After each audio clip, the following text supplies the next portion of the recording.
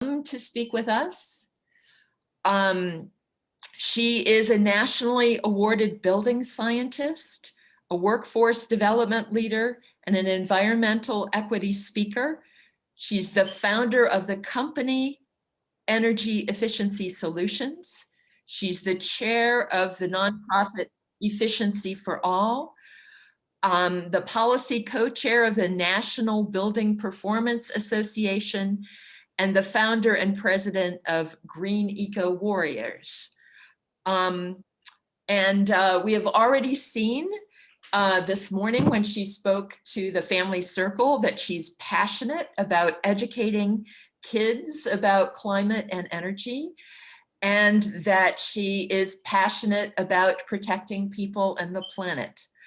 I met her in gatherings of climate change activists, and I have been impressed with her practical experience in energy efficiency and her passion for bringing energy efficiency to everyone, regardless of income.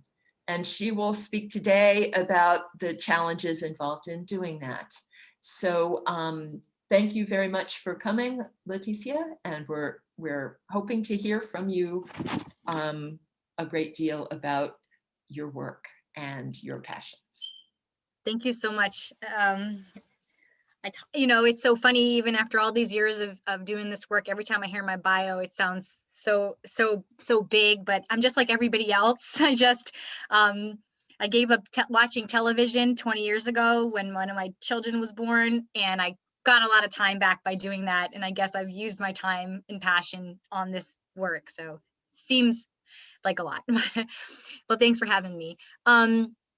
This is great because we'll have an opportunity for questions. So I always tell people, grab a pen and start writing down your ideas so that at the end we can have an open dialogue and people can ask questions directly. So this presentation was actually developed for the Governor's Council on Climate Change.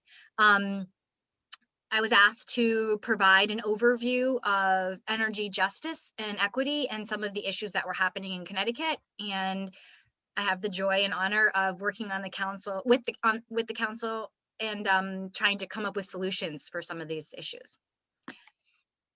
So today we use more energy than ever before. From morning until night, excuse me, I'm just going to slide this over so I can actually see my own. From morning until night, even while we're sleeping, the human demand for energy is ever increasing. And as a society, we have never been more connected or dependent on electronics. This was actually made before COVID, but I feel that now there's even more demand for electronics. As many of you know, so many children are actually online doing school. So many college campuses have moved all their stuff online. We are very much dependent on electricity and screens, also heating and cooling. We'll get into some specific uses of energy. But we have to make changes because, as everybody knows, our energy demands are directly related to the impacts of climate change. So what are we using this energy for? Well, residential usage is actually 33% of our energy consumption in Connecticut. Residential use is often overlooked as one of the #1 contributors to both carbon emissions and climate change. Oftentimes we like to look at big polluters, but what we don't realize is that collectively the energy that we use in buildings, schools, and homes actually is a large contributor to the problems that exist today. It also, actually in Connecticut, we have additional energy burdens, like the cost of energy is very high. And so we'll talk about that just a little bit. So what's causing this carbon emission problem? Well, the residential sector is 17.5% of our overall carbon emissions in Connecticut. 4.7% is industrial and 8.8% is commercial. 31% comes from buildings when you combine all of these sectors. And this is actually a slide right out of the Governor's Council report here. And what I did was make these lines connecting buildings with a B, because oftentimes we try to chunk these things up and then that makes transportation look so big and scary. But when you look at it realistically, buildings and electric generation are 50.52%, and transportation is over here at 35%. And then electric power generation and other sectors I've just dropped here in this gray section of the pie. The reason why I put it in a pie is because I find that it just wakes us up right away to see that we actually have the opportunity to do something about this buildings with a B And we can do that through changes that we decide to make collectively in our state and beyond, really. So what is this draw coming from? Well, heating and cooling are actually the largest piece of the pie. And that makes a lot of sense because we live in a cold climate. So we're heating our homes right now. I'm watching this beautiful snowstorm happen outside my window. But guess what? It's cold and we have cold winters. And now with climate change, we have much hotter summers than we ever did before. So cooling demands for electricity really wasn't a big problem in Connecticut until the last 10 years. I actually just did a piece for NPR all about the cooling demand changes that are happening in the United States. And it's really fascinating. I can pop a link in later to that. So what else do we use it for? Well, lighting. Lighting is 10% of our energy use. And then not elsewhere, this 13%, I like to talk about that because that's actually the phantom draw. That's the phantom load. So this 13% is when we're not paying attention to how we're using energy. This is when our cell phone chargers are plugged into the wall, but not into our cell phone. The computer charge is plugged in, but the computer is not on. Our televisions are plugged in and even they're not on, but those little lights are on and the DVD players are on. When you think about even clocks, right? When I was a kid, clocks were on the wall and they had batteries. And my grandmother had the old fashioned, grandfather clock in the kitchen. Now we're all looking at digital clocks. And believe it or not, those are lights in there that are running all the time. So that collectively becomes this 13%. All right. Water heating is a big demand, and this is something that people can actually take action on by lowering their water heater to 120 degrees instead of a lot of people have it on 180 or 160. And then the other thing that we can do is take shorter showers, be cognizant of what we're doing and using our energy. Clothes dryers, again, in the summer, we can dry our clothes outside. And then obviously, this is interesting to me that they broke TV and things related to TV into its own section. In previous EPA reports, that wasn't its own category. So that's really interesting that television now has its own little slot in our energy usage. So what are the ways we can tackle this problem?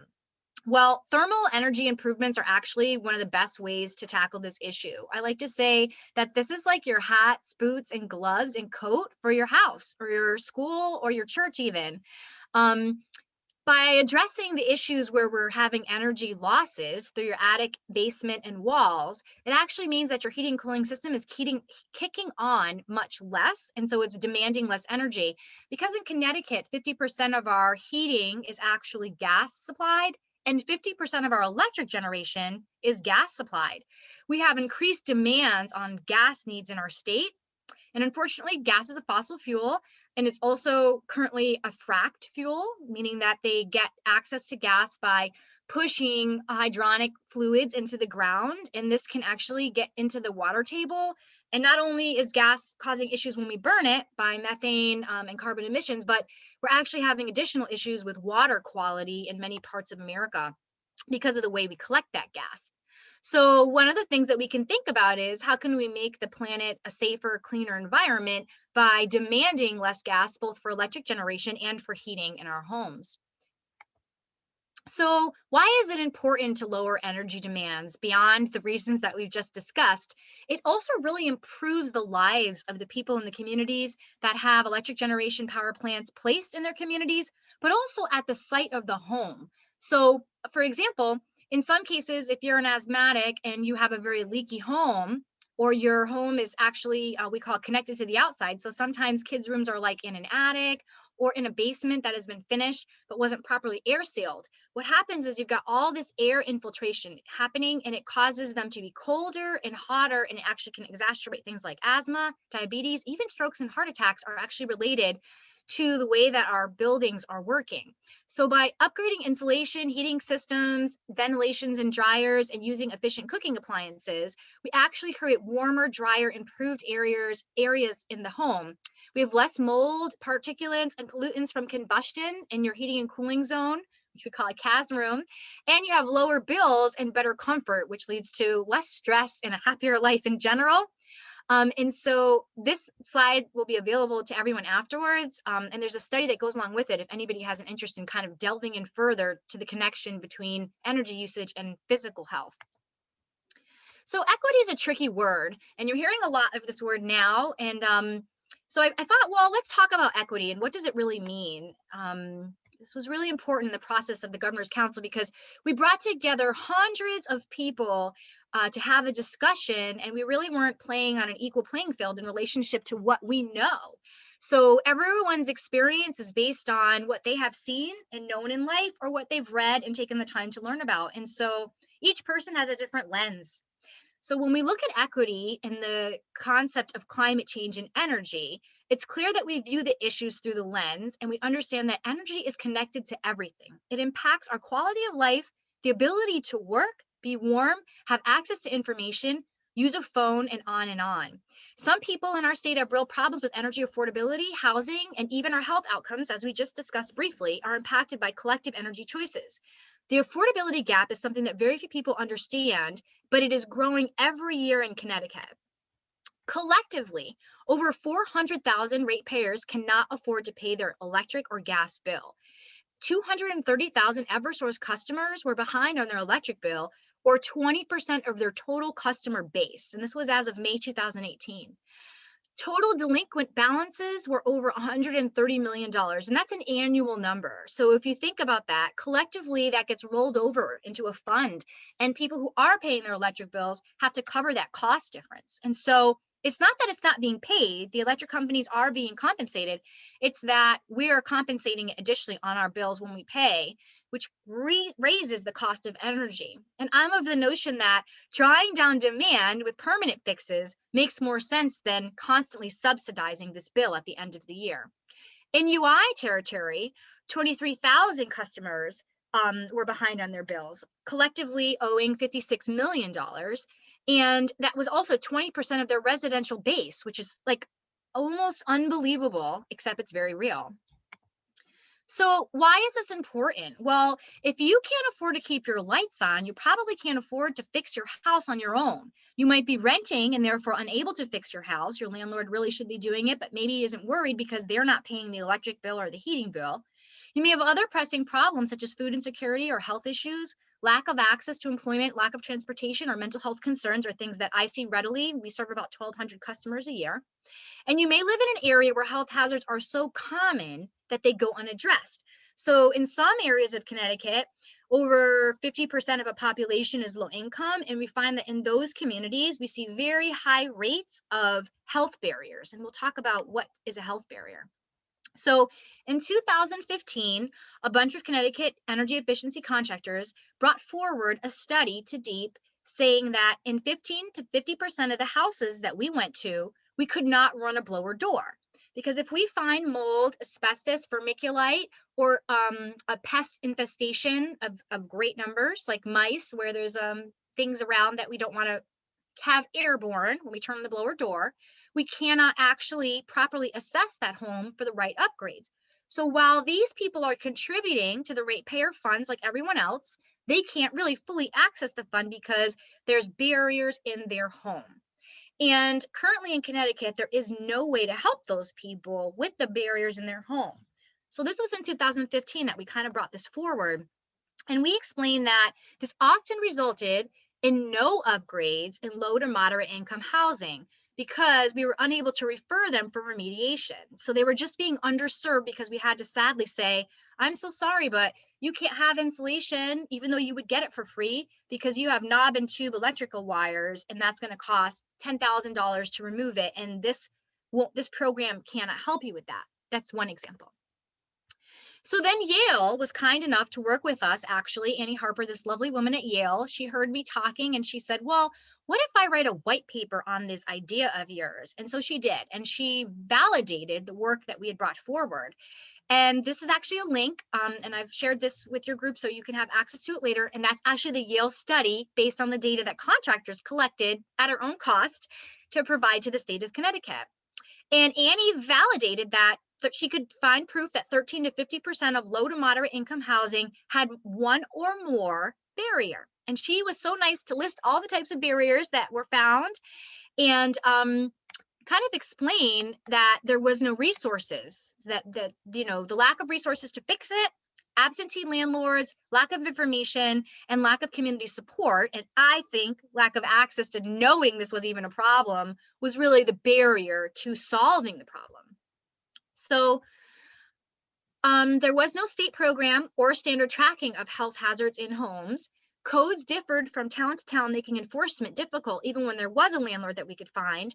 And the state of Connecticut actually has no formal definition of weatherization, which resulted in incorrect reporting of weatherization services to low to moderate income houses. So that meant that if I went out or another contractor went out to a low income home and we couldn't do the work, because we went out and collected data, it looked like in the state's calculations that they had been served, when in reality, really all they got was like light bulbs and maybe some water measures installed in their kitchen sink or their bathroom, when in reality, the real problem was heat loss, which can't be resolved until we air seal, run a blower door, and insulate the home.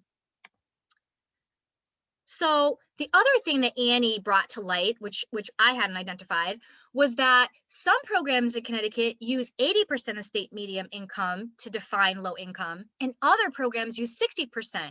So this was very confusing to low income customers who were applying for help, because one program, they'd have to say, this is the amount of money, and another, it was this amount. And each program had their own applications and processes, meaning that, let's say you were elderly or disabled, or you had some other barrier, you were having to figure out how to get the applications, how to fill them out, how to get them to the right people, how to follow up on them. And this just seemed like a lot for people who are already in distress. So we brought forward the idea that there must be a better way. In 2016, the utilities stepped up to the plate and said, well, let's start at least collecting the data in one central location on the barriers. And so they started having contractors take photos of issues with customers' permission and upload the information into a large database. And then that way, they said, when we got access to funds or resources, we would have a list of customers we could go back to and help. So we've been doing that since 2016. We've been collecting information and putting it in this big old database. I found that it was likely a lack of resources, and a high percentage of rental properties were another area of issues that we found. 1 to 4 unit housing, which again are usually rental units, had a very high level of being underserved because of the lengthy application process. And our process in Connecticut requires that if you live in a 4-unit home, everybody has to be served for one person to be served. So let's say your neighbor decides they don't want to fill out the application and you qualify. At the time that the study was done, you couldn't get help. That has been resolved since. We've done a lot of work, and now people can get help in their individual units, and not everybody has to agree. We found that there were specific areas concentrated with issues, like West Hartford and Bridgeport, for example, have ALM and mold and knob and tube concentrated. West Hartford being an older community of housing, even though there's a lot of people who are not low income there, we still found houses that had high levels of asbestos-like material on ducts. And in Bridgeport, there's a really big issue with mold because of where it's located. So the state actually went about putting aside $1.5 million in 2016 and ran Energize Connecticut pilot to remove barriers in the low-income housing population. And it was actually very successful, but much of the information didn't come out because in 2017, the funds were rated by the state. And so the program was condensed, and that area of the program was actually completely closed, resulting in not continuing that service to low-income people. So even though it worked, they stopped doing it. So Green Healthy Homes initiative was also piloted by the Department of Housing, Social Services, the Green Bank, and DEEP. And this study, in my opinion, was not transparent and did not confer with the other efficiency boards or the Energize Connecticut program, didn't report out on its results, and did not get to serve many people.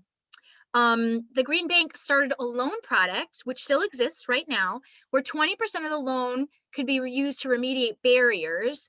But the problem is that low-income customers often don't get approved for these loans because they have a high debt-to-income ratio. So even though the program is there, they're having trouble accessing it, much like they have trouble accessing solar. So residential energy use is 33% of Connecticut's total energy use, and we can reduce this by up to 30% just installing thermal boundary upgrades. And our laws in Connecticut say we must weatherize 30% of the housing. 80% of the housing, I'm sorry. But if the housing in 30 to 50% has barriers, we could never meet the goal of weatherizing 80%. So it's kind of a contradictory law, because the state knows there's issues with barriered homes in the low-income populations, but they haven't set aside the resources to address it.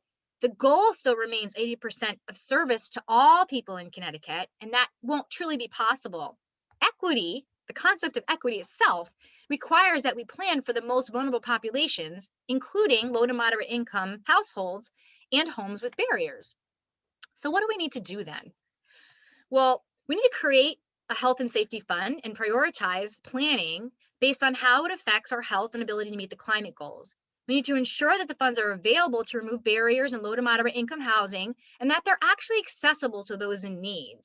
So accessible would mean, for example, creating a one-stop application where if someone applies for, let's say, support with fuel or electricity, they should also be enrolled in a program that would draw down their consumption of those things so that those resources could serve more people, because Operation Fuel and the Low Income Authority, LIHEAB, runs out of money every year to allocate to the low income households. So there's people who get turned away and they literally can't have their lights and heat on. It's actually a very high reason for people having their evictions and even having children removed from the home. So sadly, this is resulting in serious social impacts that we don't hear a lot about. We need to define what it means to be in need. Is it 80%? Is it 60%?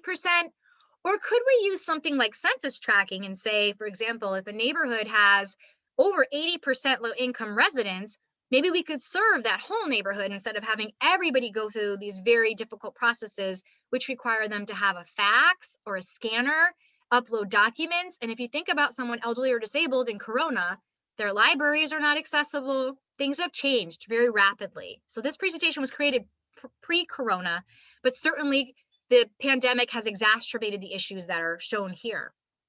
We need to expand voices at the table when we make state plans. And I think this is really important.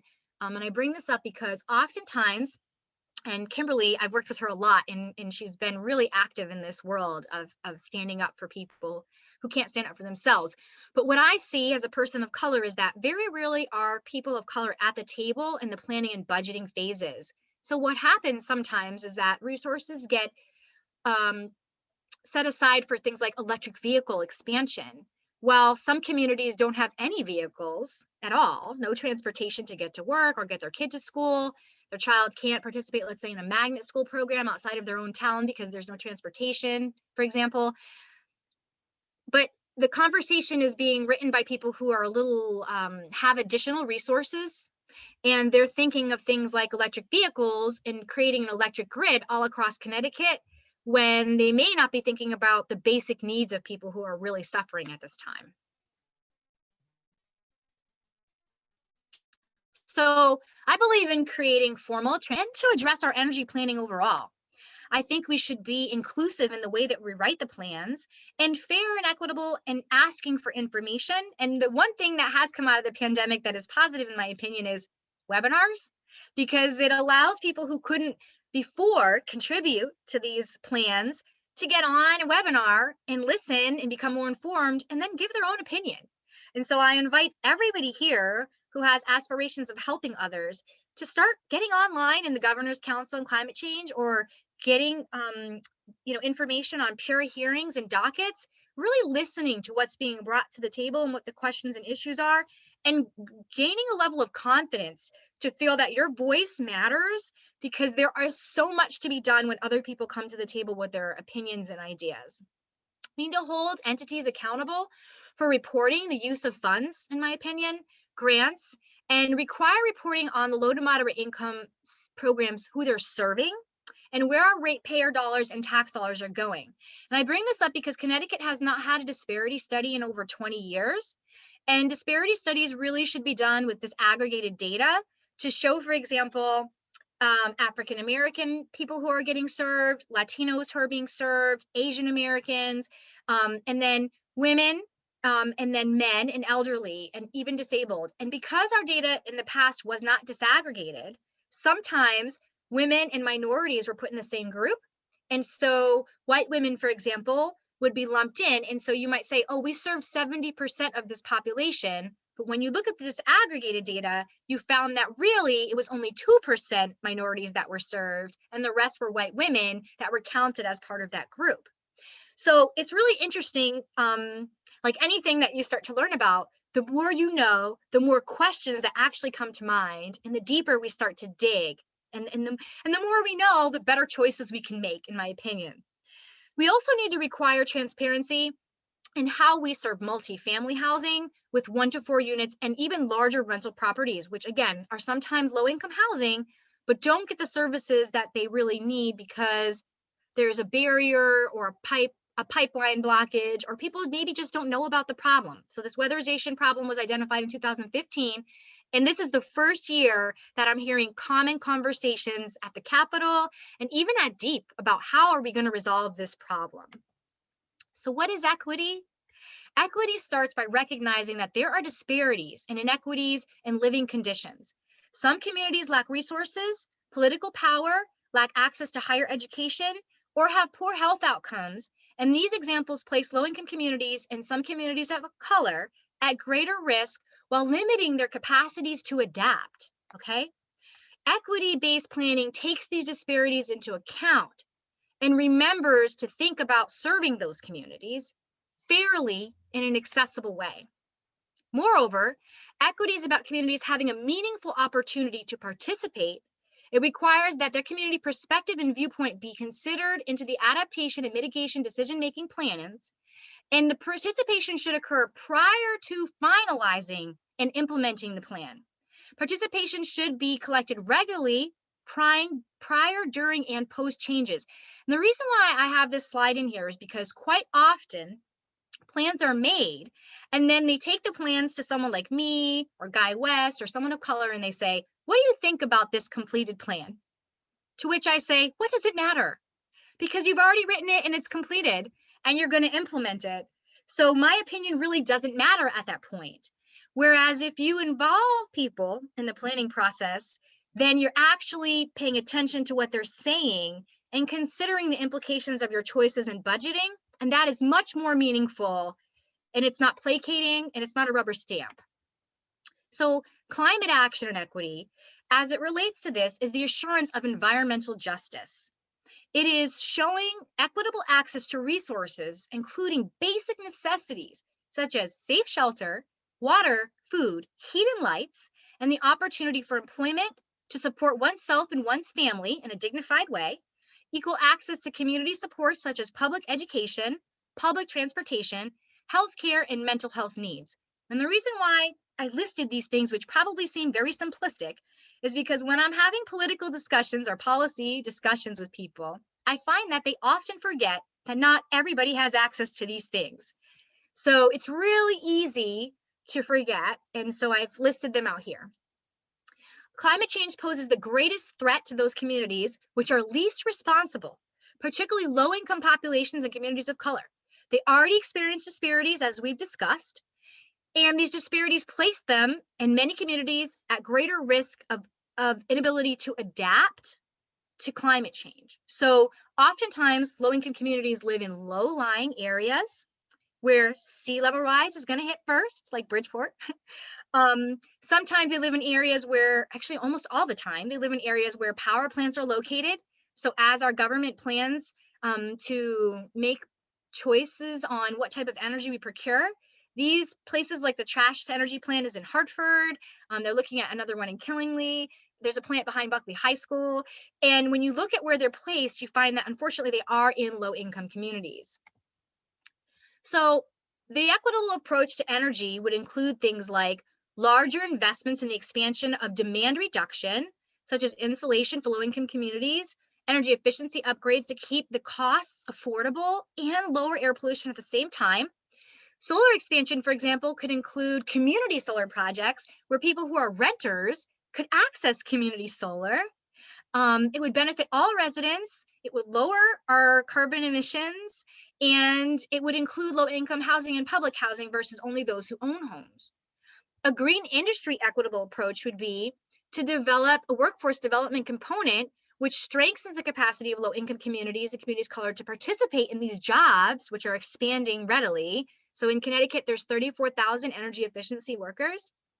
We could triple that if we wanted, if we said, well, let's, instead of paying people's bills, draw down consumption and provide them jobs and allow them to have new ways to earn income and have dignified jobs. So these jobs start at $15 an hour, for example. They're not minimum wage.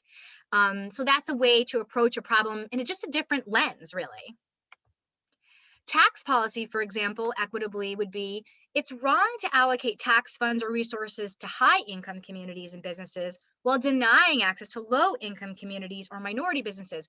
And again, this sounds like a crazy thing, but that happens quite frequently where funds are given to an organization, let's say, I'll use the Green Bank, and then they then in turn give grants to a company coming in from out of state to help them market, versus a company that already exists here in Connecticut, or the indoor health barrier, for example, where people are paying into the fund, but they can't access the money because they have a barrier in their home. So they can't access those resources.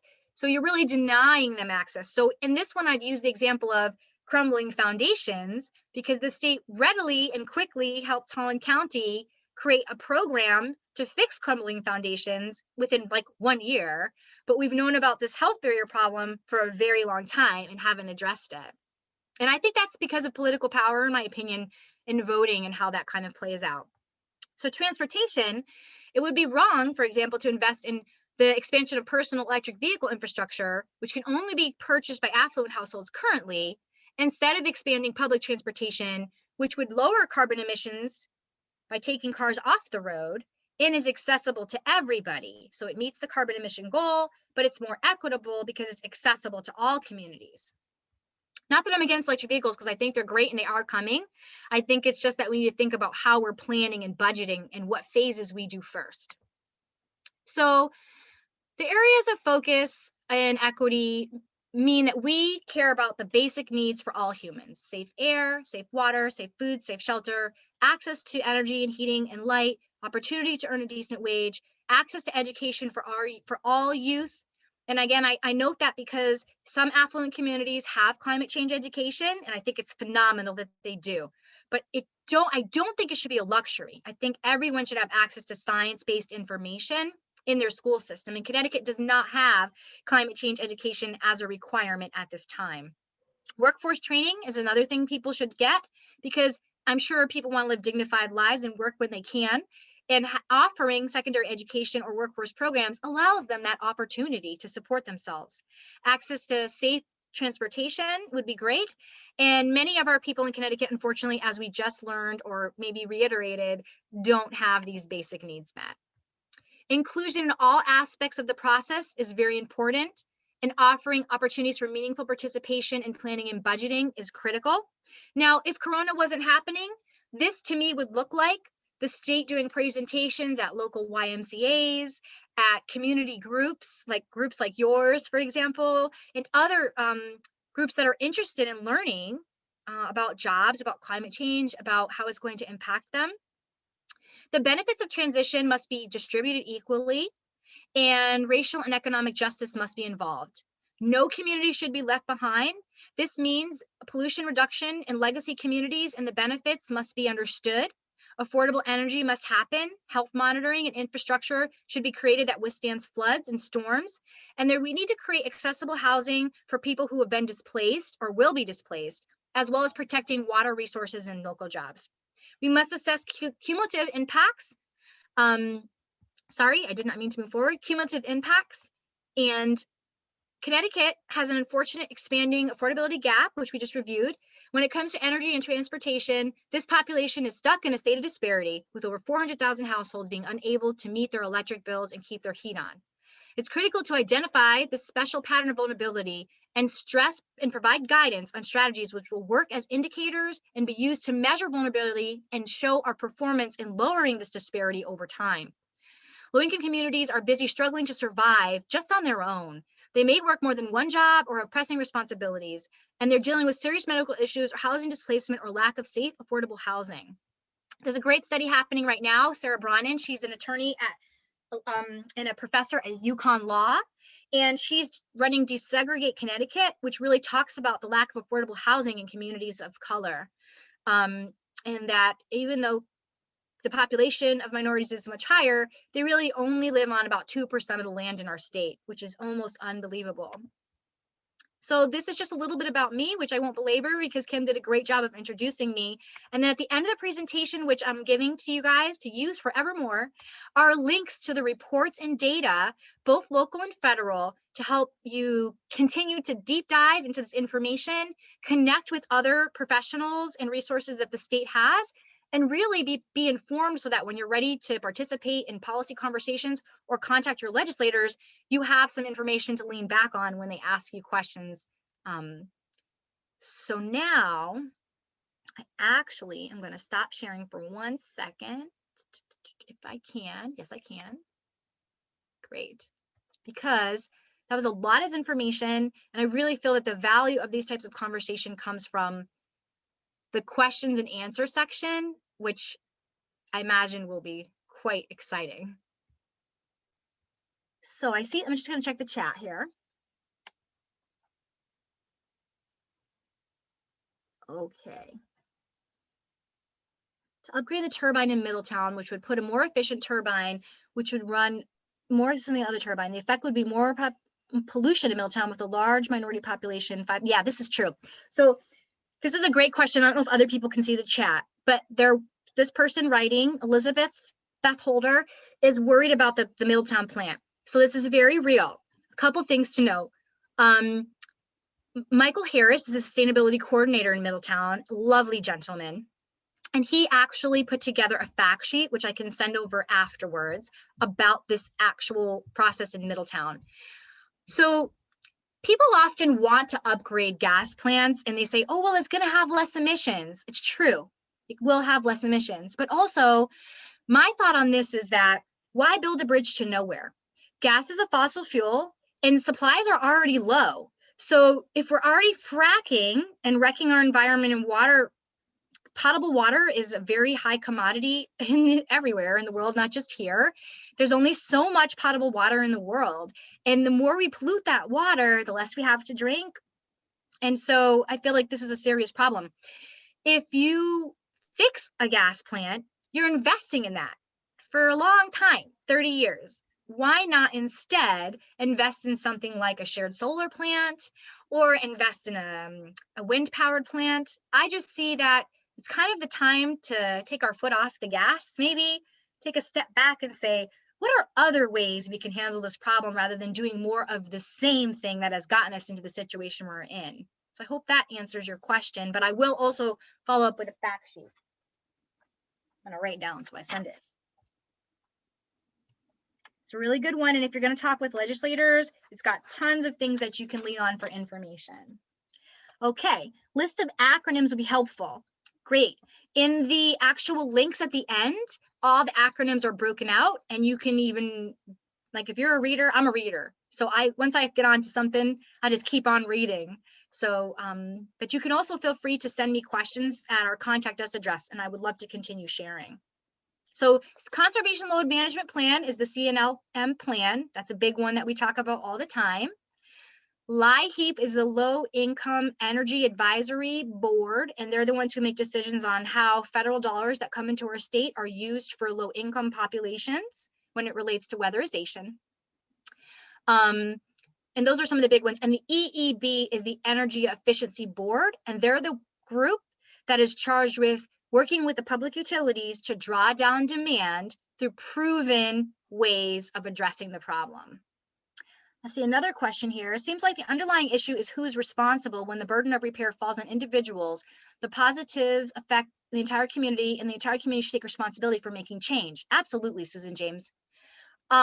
Yes, collectively, we're all using energy, but the thing is that oftentimes the plans and the decision-making happen outside of our view, which is why conversations like this are so critical. Because when people are informed, I find that when people are informed, they make good decisions and they take action. They write their legislators, they write the Department of Energy, Environment, and Protections, and the more of us that come together collectively with our voice and say, hey, we don't want to be on this dirty fuel anymore. We'd like to do things differently. We'd like to help low-income communities address those barriers. Why don't we take some of the money from this pot of money and allocate it to this so that we can do that work? Then I find that when people work together and write and talk and call, that the authorities in power kind of have to listen, you know? But what's happening now is that there's only a few people who know, and they're doing all that calling and writing. And so they say, well, there's just a few people who are worried about that, so we don't really worry about it. Whereas if everybody writes and calls, we get some action. And that's what happened on health barriers. I did a lot of presentations all around the state, and people got excited and passionate. They got onto GC3 and they all started talking about the problem. And then suddenly the state now wants to address the problem, which is really good progress. Explain a blower door. Yeah. Oh, great. So the blower door is an instrument that we set up in people's homes or even multifamily buildings. We set it up in the door and we depressurize the home so that we can find air leaks around the house or building. And then we seal those air leaks with foam and caulk, or sometimes rigid board or other materials like rock salt, which is a very thick insulation. And this stops that infiltration of cool air in the winter and hot air in the summer, up to a certain point. And the door helps us measure the minimum ventilation guideline to make sure we don't seal the building too tight, because there has to be 1 to 3 air changes per hour for air quality. So the door is the electronic tool that measures that air change per, it's actually cubic foot per minute, or CFM, and it measures that. Hope that answered. If not, just pop in the chat if you have additional questions on the blower door, but that's a really good one. Some companies like mine use thermal imagers. So we'll come out and run the blower door and we turn a thermal imager on a day like today where it's cold on the outside and hot on the inside. We can actually see the heat being pulled out of the home and address those areas based on the thermal image, which I think is really cool. And then after we insulate, we can take another thermal shot and show you that those issues were addressed, which I don't know, I'm a building geek, so I think that's awesome. Connecticut legislature, which has committees in addition to energy committee, should take up and vet energy related bills. Yes, 100%. So they do. The energy committee always gets what I call an aircraft carrier bill. The hard part for regular people like us is reading through that dense language, which I don't think is coincidental. So it's good to work with groups, in my opinion, like Sierra Club or League of Conservation Voters or Clean Water Action. They're another group. Efficiency for All. We dig into the language and we try to simplify it through kind of like this presentation or fact sheet to help regular people know what they need to say to their legislator, because legislators can be kind of ornery sometimes. You know, I had one say to me, well, Leticia, you want this conservation load management program to help people draw energy down, but I want grandma to be able to have Meals on Wheels. I said, well, grandma probably is using this affordable fund for energy and using Meals on Wheels. If we draw down grandma's energy consumption, she could have dinner with the lights on, right? Wouldn't that be nice for her? Plus, she could be comfortable in her home and warm, you know? So I think that it's a matter of having more information to have informed discussions with our leaders and not let them push back on us. So, Leticia, part of Joe's question was about what other committees besides the Energy and Technology Committee. So there are some bills that are about buildings specifically, like green building standards and those kinds of things, right? Yeah. Yep, there's one in the Housing Committee right now. Senator Anwar has written a beautiful bill. And his bill aims to ensure two things: that public housing, HUD housing, is retrofitted to be energy efficient and code compliant, and that they connect with renewable resources somehow if possible, that they are allowed to electrify their heating, so get ductless mini splits or heat pumps, and that's making things accessible to low-income communities. Additionally, he wants new housing that's built for low-income communities to be built to that efficient standard and to be connected to renewable resources. These are just simple, intelligent decisions. He also wants to prioritize workforce training in communities that are underserved, so help bring jobs to those communities, so that this work is done in those communities by those communities, which I think is a really bright idea. Another bill, actually, that Kimberly told me about yesterday is HB 5619. That's a climate education bill in the Education Committee, which would propose having climate change education be part of our public school curriculum. So this is another bill that would be wonderful. Now, Elizabeth has said League of Conservation Voters sends around alerts. Yep, to give you a sense of what to write legislators, 100% true. And you can get those alerts. And Sierra Club does something very similar. That's another group that does that. Susan Tiplet from Mass Saves. Yep, Mass Saves has the same program like Connecticut. They don't use a blower door test, which I'm sure makes for less comprehensive repairs, but get attic insulation. Actually, Mass Saves does use a blower door test. They blower door in prior to the insulation install. And if you want to get the full rebate and incentive, then you blower door out and they count those energy savings there. And there's so many questions, which is great. David Ashfield's question, let's see. David Ashfield, if a renter wants to weatherize and gets qualified for funding, do landlords have resistance to getting the work done? Oh, great question. So if a renter wants to have services done and they qualify for low income, the landlord doesn't have to pay, which is exciting news. And what happens is when we explain to the landlord, you're going to get all these upgrades and you don't have to pay for them, generally the landlord wants to move forward. The only time I think that the landlords don't is when there's a health barrier and they don't want to address that, like mold, asbestos, or vermiculite. The landlord really should address that problem. But if they don't want to, that can become a barrier. So this is why if it was a low income housing and the customer renter is paying a lower amount of rent, the state may want to use some conservation load management funds to help the landlord remove those barriers, because then we'd meet the goals of drawing down demand and helping the renter and addressing the health barriers as well. I hope that answers your question, but landlords do have to sign the application giving permission. So what we do, and a lot of other companies like mine, we send a letter to the landlord explaining the benefits. We talk to them on the phone, answer any questions, and then generally once they've had their questions answered, they're ready to move forward. I hope that answers. If not, David, just pop another question in. Julie Russell's question. Let's see, I'll go back to hers. Julie Russell, how is Connecticut doing currently on electric buses for public transit? So DEEP has an electric vehicle transit plan. I haven't read the newest version of that, but you could contact them and I'm sure they'd be willing to share it. They are looking for people to contribute to that conversation. Specifically, DEEP is actually really interested in people's opinion on that. And it's called the EV map. So I can I'll follow up on that and I'll get that to you as well, the connection, so that if you guys want to participate in those conversations, you can.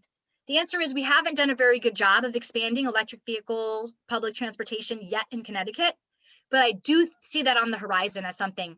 And Middletown on Monday is unveiling their first high school electric bus by DATCO. Actually did such a good thing. The owner of DATCO, I met with him, I was working for League of Conservation Voters, Lori Brown, and she had me meet with them and some other organizers, and we talked with them about buying the first electric school bus in Connecticut and kind of getting that on the road to show that they really work. Because one of the questions is like, do they really work? So DATCO invested some of their own money, and then they also got a grant from DEEP, and it's really exciting news that that's going to be rolled out on Monday. And they also are putting in, DATCO, to benefit to them, a large solar array at their facility. So they're going to go to 100% solar energy, so that when they convert to electric bus fleets, they can actually charge those buses with that solar array. And they want to put in storage for batteries. And the man who owns DATCO, just as a funny story on the side, because I love to hear great stories, he actually invented a solar charger for trucks that he uses, so that when the trucks are idle, they can stay climate cooled in the cab of the truck and in the bed using solar energy. So this is right in Middletown, the owner of DATCO, super cool guy if you guys want to learn more about that. And Connecticut League of Conservation Voters championed that project and helped him write that grant, and we actually personally delivered it to DEEP. So there are good things happening. Okay, perhaps a little off topic, but does peak oil? Yes, great question, Ian. So in Connecticut, in the wintertime specifically, when our demands are very high, well, like in the winter, we're using more light, right? At night, the lights come on earlier because it's darker. Street lights come on earlier, buildings, houses, all of that. Right now, electric usage is spiking because we're all home for Corona. Everybody's online more than they used to be. So we're having high peak demand for electricity and high peak demand for gas heat. So when that gets very high, what Connecticut does is we actually burn oil. We burn diesel fuel to meet that demand. It's something we don't talk about a lot, but we actually go back to burning oil to meet our electricity demands. And so great question that when we use a lot of gas, we have to go back to using that dirty oil reserve. Also, heating in Connecticut is about 50% oil heat at home. So we use a lot of oil for heating. And if we insulated and air sealed, again, we would draw down that demand. So my house is an 1850s home. When I purchased it, I had zero insulation. There's no wall cavities because they didn't have wall cavities. It's post and beam. So I took out my knob and tube, installed attic insulation, built interior walls, insulated between the walls, and my heating bill went from $6,500 a year to $2,000. So I'm saving almost $4,000 a year. My heat, I keep it on 72 and I'm comfortable. Whereas before it was up and always turning on. You'd hear the heater turn on, turn on. Now I very rarely hear it turn on because the temperature stays constant. I hope that answers the question. Do you know if what you are talking about applies to Mass? Massachusetts has an awesome program. Mass Saves is really good. They spend way more than we do in Connecticut on energy efficiency. They're addressing schools, buildings, residential, multifamily. They're really aggressively planning, and they're expanding electric vehicles all at the same time. We could do something similar in Connecticut if we kept the pressure on our legislators and let them know that we really want to be more aggressive when it comes to these problems. Jeff Russell. For help finding what state legislative committees are covering issues in the domain, I recommend contacting the nearest chapter of the Green Party. They've been advocating the issues for as long as they've been present. I'm not familiar with the Green Party, but that could be a good idea. I have had a lot of success. A lot of what I learned when it comes to policy, I learned from the Sierra Club and League of Conservation Voters. The other people that, like I said, are very active in especially this health barriers and energy demand are Clean Water Action, and they have a group called Clean Energy Network. There's also PACE, which is run by Bernard Pelletier and Mark Scully. It's People's Action for Clean Energy is what PACE stands for. And they are very active in writing plans, drafting plans, and working with towns. In fact, they're working with Middletown right now to start a heat pump pilot in Middletown to try and convert people with oil and gas heat to heat pump heat. Why do we not see solar farms at interstate exits as I see along Mass Turnpike? And actually, that's a legislative thing. Great question. Because our Department of Environmental Energy and Environmental Protections, DEEP, has not prioritized that. And neither has the Green Bank. So what I tell everybody is, if you want to see these things off of your interstate and exits, start writing the Energy and Technology Committee, start writing DEEP and saying, hey, I'm in Massachusetts and I see all these solar farms off the exits. Why aren't we doing this? Those conversations are at the level of the Department of Energy and Environmental Protections. They have a plan that they write every 3 years. They are writing that plan and finalizing it now. The other plan that you could put pressure on, which is being finalized, is the Governor's Council on Climate Change. Again, it's open to public participation. You could contact at DEEP Edith Pastana, and I'll follow up on that too, the DEEP contact for GC3. The other one that you can contact over there is James Albus. He was actually a legislator and now works there, I think like in community relations or something, but he's working on the Governor's Council. They really do need to hear from people like you who have an interest and a passion for expanding access to clean energy. Do you know about the co-op power in Massachusetts? They also address much of what you're talking about. I don't know about that group in Massachusetts, but I do work on federal policy for the United States with the Building Performance Association, and we work directly with the National Department of Energy. The Vermont Energy, VEIC is their acronym, and for some reason I can't think of their whole name, so forgive me. I will probably by the end. They have some incredible studies that are available on their website about how to transition from fossil fuel. Really good work. I think you're going to see a lot more stuff coming on about this as well now that we have a new administration in the White House. Marianne Engelman Lotto, who was actually the chair of equity with Lee Cruz for the Governor's Council on Climate Change, just got tapped to move over to the federal EPA. And I know Marianne is going to be focusing in on these issues readily and how they relate to health specifically, resilience, sustainability, and our ability to survive together as people here on this lovely planet that God has provided us, in my opinion. All right, we got a lot of friends in the call. Someone just dropped in the chat there, and we're actually pushing up on the end of our time. So if anybody else has any additional questions, you can feel free to pop them in the chat, or even if you want to come off of mute.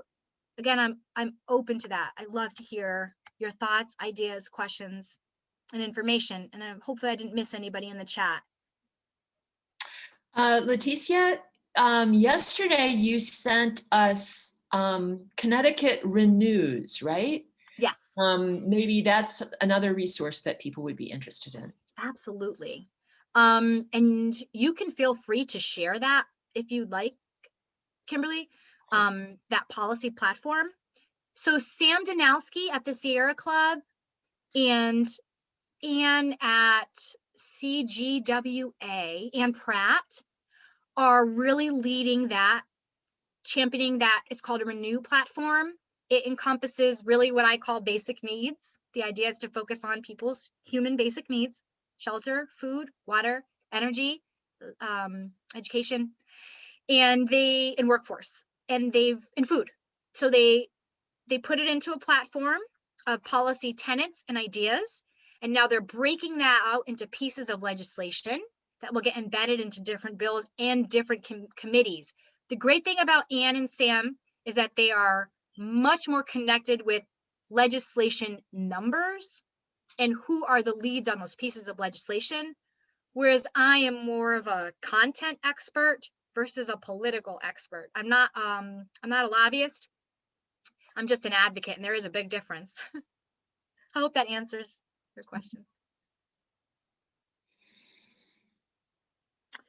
Can it be archived and saved somewhere so we can have access to forward it to others? Susan, I hope so. Oh, also, and I'll pop this in the chat right now. Susan, great question. I'm going to type the website, efficiencyforall.org, which is a nonprofit here in Connecticut. On there, there's publications and posts. Under publications, you're going to find actual reports, like deep dive reports, and PowerPoints like this one, and there's other PowerPoints. And then under posts, you can find fact sheets, which you can print off at home. So when speaking with legislators, you can say, Connecticut uses this much of energy, this much is gas, this much is oil, this much is whatever. We'd like to see it be this. So that can help you as you start to write letters or provide testimony.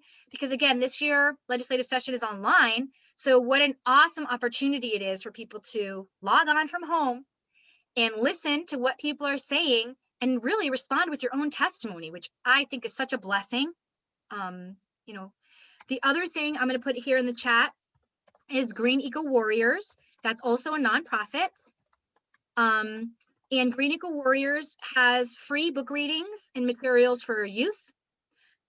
We do work with schools, and in fact, your group donated money to the nonprofit, which provided 1,500 books to Title I schools and 3 lessons to the Hispanic Health Council and books on plastic pollution, energy, and defeating the phantom draw. And that was directly from the contribution that your group made. So you have provided education, to children who couldn't otherwise have access to it. So thank you for doing that. It was beautiful of you. Someone else just dropped in the co-op power link in there, so you guys can grab that. And then the other link, and this is a for-profit, so disclaimer, my company, Energy Efficiency Solutions, is for-profit, not nonprofit. We work through Energize Connecticut, and we do serve Connecticut, especially Middletown is one of our really select areas of focus right now.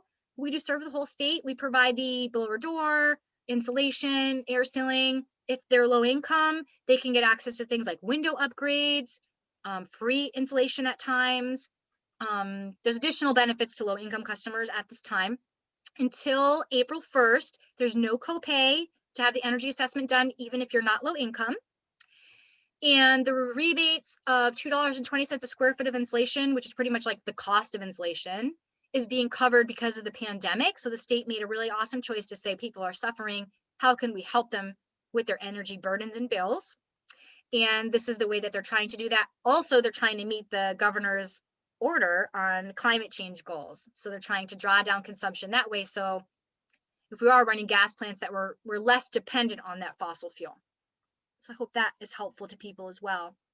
So we're coming up on the last minute. Kimberly, I don't know if you want to wrap up or if anyone has anything else. Thank you so much, Leticia. There's been a huge amount of information here. So I'm going to save the chat right now. We will organize some of this information and get it back out to people. And I really appreciate all of this. And we're going to take a break for a few minutes, right? And then we're going to go into the quarterly meeting for business. Did you want to say anything, Joe, about he's the clerk? But thank you so much, Leticia. Thank you so much. And if you all ever want to have other experts on specific technologies, please let me know. If you ever have an interest in something like solar that I'm not a specific expert on, I would love to connect you with, experts in those areas as well, if you want to keep diving in on this. Thank you for having me. I really enjoyed it. And especially your questions were wonderful. And blessings to everybody. Keep up the good work. This is terrific. Maybe we'll ask you back again sometime soon. Whenever you're ready. Okay. Keep up the hard work, keep reading, and keep advocating. I really appreciate all the support. So stay well. Thank you so much. Thank you. Thank you.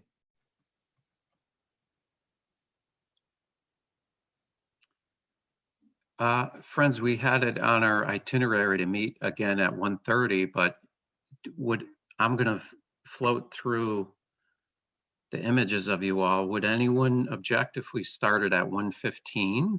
Does that give you enough time for a break or no? Or should we just stick with 1:30? It might be a good idea to start at 1:30 because that's what we told people. Yep. So